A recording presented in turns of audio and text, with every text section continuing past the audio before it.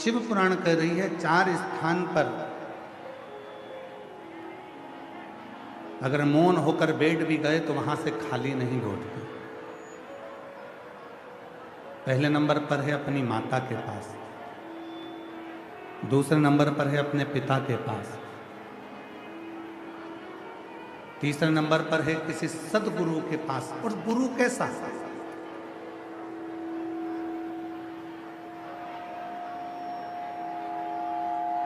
सदगुरु कैसा?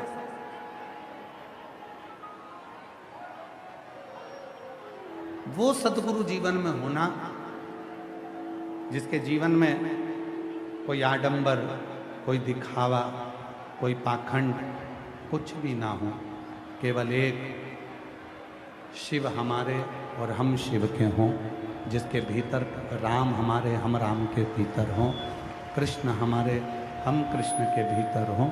बस यही भाव उसके अंतर्गत है।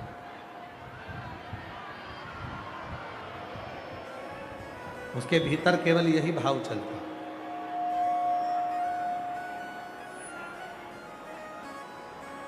एक गुरु और एक चौथे नंबर पर है मेरे देव अधिदेव महादेव।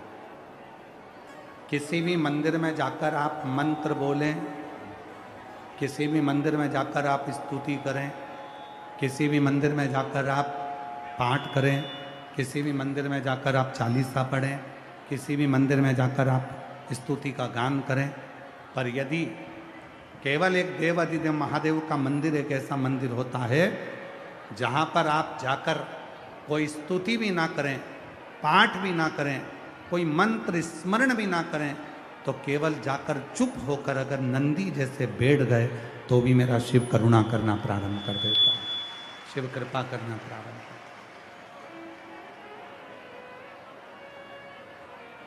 अशोक सुंदरी चुप हो गई, अशोक सुंदरी मौन हो गई, और वो अशोक सुंदरी के मुख से कोई शब्द करता ही नहीं।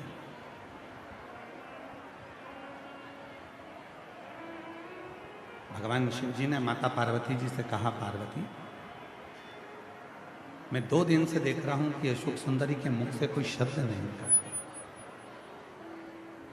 अशोक सुंदरी के मुख से कोई शब्द निकल नहीं रहा।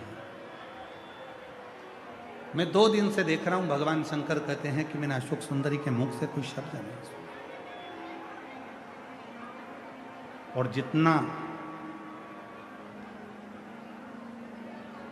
बोलने वाले से भगवान प्रसन्न नहीं होते, उतना भगवान चुप रहने वाले से प्रसन्न हो जाते हैं।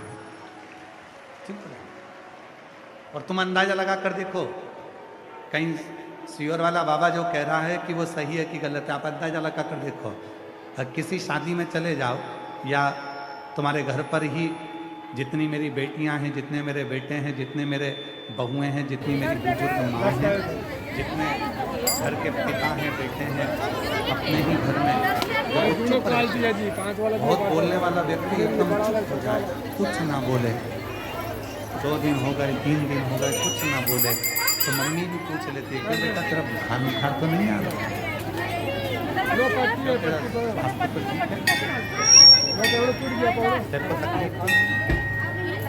तेरे को कष्ट तो नहीं है?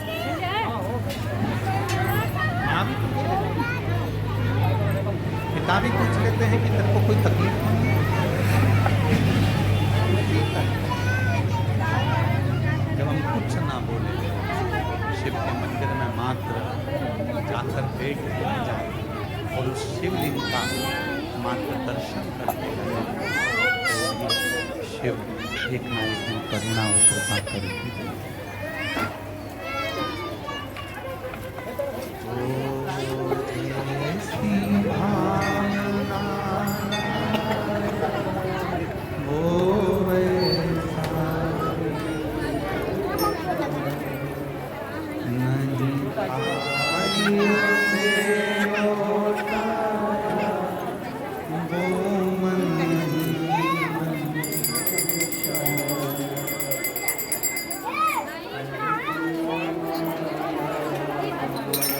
बोलो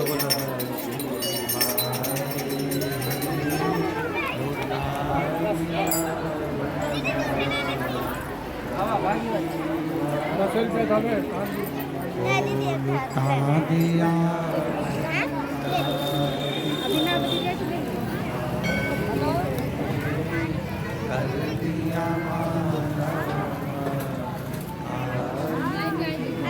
कर दिया जो जैसी भावना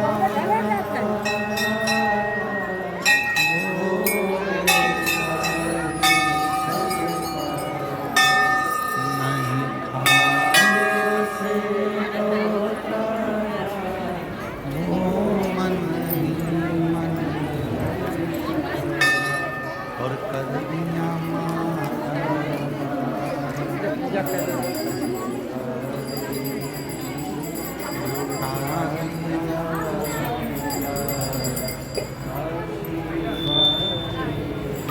शिव जी की एक रीत बड़ी बड़ी विचित्र रीत है।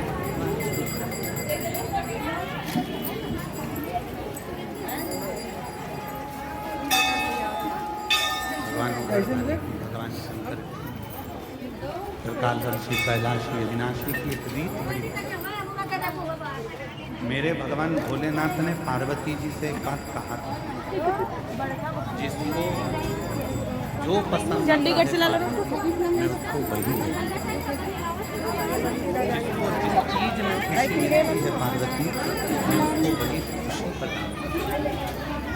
अब इस बात को आपको थोड़ा स्मरण करें। दुनिया में कई लोग ऐसे हैं जिनको निंदा में खुशी मिलती है, चुगली सुनने में खुशी मिलती है, तो भगवान उसके लिए ऐसी व्यवस्था करते हैं कि उसके घर में 2-4 चुगली करने वाले रोज भेजते ही रहते। जिसको जिस चीज में खुशी मिलती है, जिसको जिस चीज में आनंद मिलता है, मेरा भोले बाबा उसको वो चीज देता है। जिसको चुगली करने में आनंद मिलता है, भगवान उसको ऐसी कृपा कर देता है कि उसको चुगली सुनने वाले दे देता है कि जाओ तुम चुगली करो।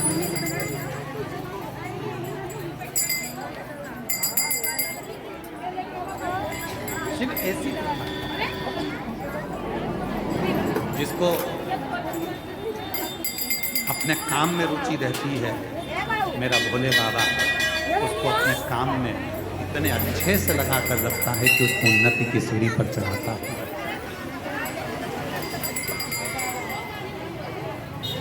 तुम्हें जिस काम में रुचि मिलेगी। मेरी कई बहनें बैठी हैं, कई मेरी जीजियाँ बैठी हैं, कई मेरे जीजा बैठे हैं, कई मेरी बेटियाँ बैठी हैं, कई मेरे बेटे बैठे हैं।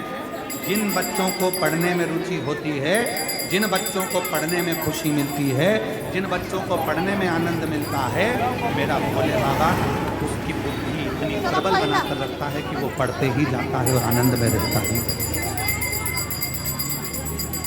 पहले अपना स्वभाव बनाओ कि हमें किस चीज़ में खुशी है। किसी का दिल दुखाकर तो खुशी नहीं मिलती, किसी को गाली देकर तो खुशी नहीं मिलती, किसी को अपशब्द कहकर तो खुशी नहीं मिलती, किसी को ताना देकर तो खुशी नहीं मिलती। अगर हम किसी को ताना देते रहें और खुश होते रहें तो भगवान तुमको ऐसा ही बना कर रखेगा कि तुम दुनिया में सबको ताने ही दो। कई मेरी बेटियां बैठी हैं, कई मेरी जीजियां बैठी हैं। जिन बेटियों ने विचार करा कि मुझे अच्छी कंपनी में जॉब लगना चाहिए और उसको वो कंपनी नहीं मिल पाती, और उसको कोई छोटी सी कंपनी मिली, अब उसका मन नहीं है कि मैं इस छोटी कंपनी में काम करूं, पर वो बेटी जिस कंपनी में काम कर रही है उसको उस कंपनी में खुशी नहीं मिल रही है।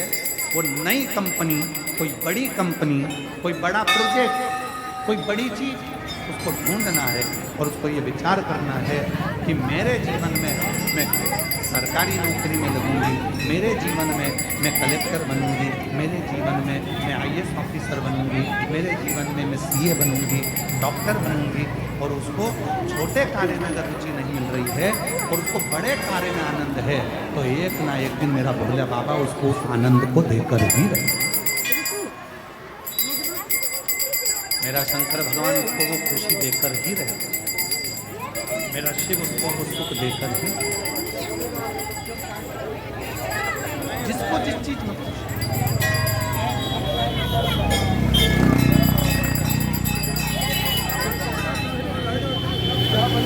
हम अपने भोले बाबा से रोज व्यासपीठ पर आते हैं और भोलेनाथ जी से निवेदन करते हैं और व्यासपीठ से जाते हैं, तभी भी नहीं जाते। आप लोगों ने देखा होगा जब कथा चालू होती है तो हम झोली पसार कर सिर झुकाकर उसके अपने मन की बात करते हैं, और जब कथा पूरी हो जाती है फिर झोली पसार कर मन की बात करते हैं। क्या करें, केवल एक किसी माता की गोद कभी खाली ना रहे और किसी पुरुष की जेब कभी खाली ना रहे।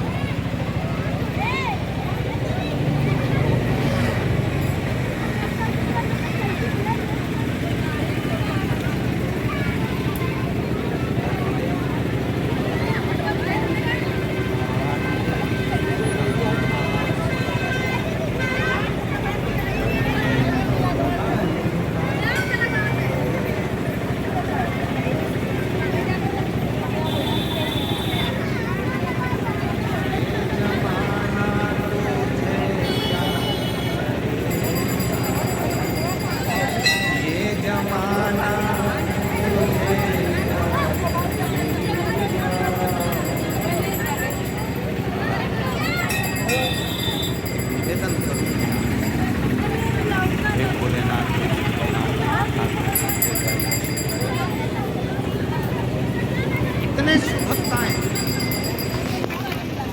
रोडों पर बैठे अपना छाता लगाकर, अपना टेंट लगाकर अपने स्थान पर ना जाने कितनी कितनी जगह पर लोग बाग बैठे हुए हैं, कोई पेड़ के नीचे, कोई बगीचे में, कोई टेंट के नीचे, कोई रूम के नीचे, कोई पंडाल के नीचे, कोई रोडों पर, जहाँ जिसको जगह मिल रही है वहाँ बैठा।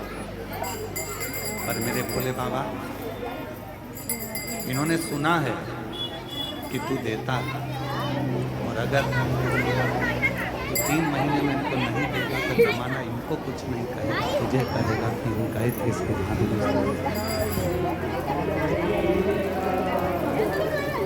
शिव कथा करेगा। किसी का झगड़ा होता है तो वो कहता रुक जा, अभी मैं मेरे भाई को बुलाकर लाता। फिर किसी का झगड़ा हुआ, अभी रुक, मैं मेरी मम्मी को बुलाकर लाता। फिर किसी का झगड़ा हुआ, मैं मेरे पापा को लेकर आती हूँ। फिर झगड़ा हुआ, मैं मेरी बहन को लेकर आती हूँ। फिर झगड़ा हुआ, कोई नहीं है तो अभी मैं बंदूक लेकर आता हूँ। फिर झगड़ा हुआ, मैं अभी चक्कू लेकर आता हूँ, मैं अभी तलवार लेकर आता हूँ। अरे भाई, जैसे झगड़ा करने वाला व्यक्ति किसी ना किसी को लेकर आता है, उसी तरह जब संसार के लोग तुम्हें कष्ट दें, दुख दें, तकलीफ दें, और ये संसार के लोगों से तुम इस मन से झगड़ रहे हो, तब तुम भी कहते ना मैं डमरू वाले को लेकर।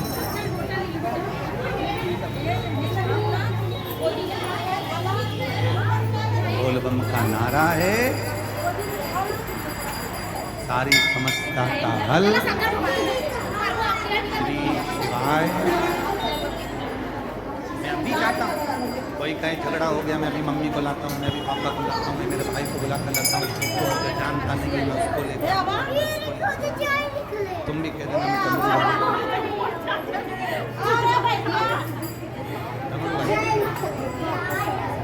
दुख आया, तकलीफ आई, कष्ट आया, परेशानी आई, बता देना मैं अभी आ रही हूँ। रुक जा, 2 मिनट तू रुक के दे। दुख आया है, तकलीफ आई है ना, कष्ट आया है, परेशानी आई है ना, बीमारी आई है ना, मैं अभी आती हूँ। और लोटा भरा पानी का शिव जी के मंदिर में जाकर जल चढ़ाया, एक बेल पत्र लिया, जल चढ़ाया, हाथ मन कर थोड़ा सा जल लेकर आ गई। अब दुख को भी मालूम है, लड़ाई होती है तो लोग अपने परिवार के लोगों को लाते हैं, और इसकी लड़ाई दुख से होती है तो ये महादेव को लेकर। ये किसी दूसरे को नहीं ला, ये किसी दूसरे को लेकर। अरे ये किसी दूसरे को लेकर नहीं आ रही है, मेरे शंकर को, मेरे डमरू वाले को लेकर आ रही है, मेरे शिव को लेकर आ रही है, मेरे पिता को, हाँ, मेरे शंकर को। प्रणाम सर्वथा जैसे भीड़ है ना, सभी से प्रणाम है इधर ही। इतना विश्वास, इतनी दृढ़ता अपना